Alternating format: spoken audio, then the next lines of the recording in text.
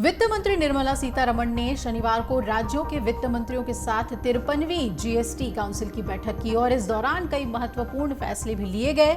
इनमें कई सेवाओं और उत्पादों पर जीएसटी भी घटाया गया। साथ ही इनपुट टैक्स क्रेडिट का गलत लाभ ले रहे लोगों पर भी शिकंजा कसने की कोशिश की गई, लेकिन सालों से चली आ रही एक डिमांड पर अभी तक कोई फैसला नहीं हुआ है। दरअसल जीएसटी लागू होने के साथ ही पेट्रोल और डीजल को एक दायरे में लाने की मांग हमेशा से होती रही है और इस डिमांड पर वित्त मंत्री निर्मला सीतारमण ने कहा कि केंद्र सरकार पेट्रोल और डीजल को जीएसटी के दायरे में लाने के लिए तैयार है।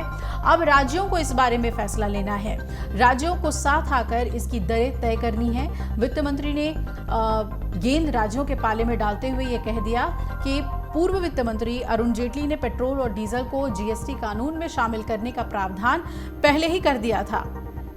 उनकी सोच बहुत साफ थी। अब बस राज्यों को एक साथ आकर इस पर फैसला लेना है। सीतारमण ने यह भी कहा कि हम जीएसटी के दायरे में पेट्रोल और डीजल को लाना चाहते हैं।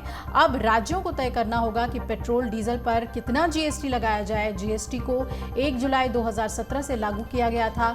इस दौरान इसमें 1 दर्जन से ज्यादा केंद्रीय और राज्य शुल्कों को शामिल किया गया था। हालांकि क्रूड ऑयल यानी कि कच्चा तेल, प्राकृतिक गैस, पेट्रोल, डीजल और विमान ईंधन यानी कि एटीएफ को जीएसटी कानून में लाने का फैसला टाल दिया गया था। इसे जीएसटी के दायरे से बाहर रखा गया था।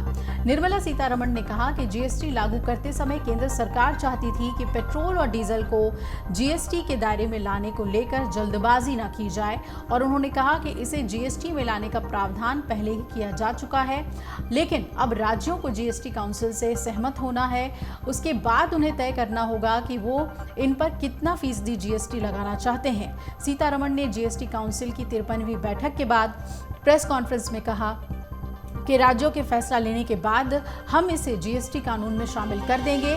जीएसटी परिषद ने रेलवे की ओर से आम लोगों को दी जाने वाली सेवाओं पर भी बड़ा फैसला लिया। रेलवे स्टेशन पर प्लेटफॉर्म टिकट लेने के अलावा dormitory, waiting room, clock room और बैटरी ऑपरेटेड वाहनों के इस्तेमाल जैसी सुविधाओं को जीएसटी से बाहर कर दिया गया है। अब ऐसी सुविधाओं पर कोई जीएसटी नहीं लगेगा।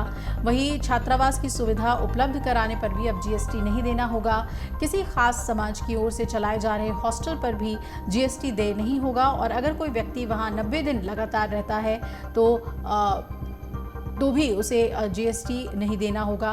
निर्मला सीतारमण ने ये तमाम जानकारी दी, लेकिन पेट्रोल डीजल क्या जीएसटी के दायरे में आ जाएगा, ये देखना बहुत ही अहम होगा।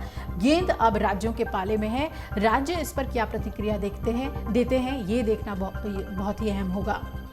अगर आप ये वीडियो YouTube पर देख रहे हैं तो हमारे चैनल को सब्सक्राइब करें और बेल आइकन को दबाना ना भूलें। अगर आप Facebook पर ये वीडियो देख रहे हैं तो हमारे पेज को लाइक करें।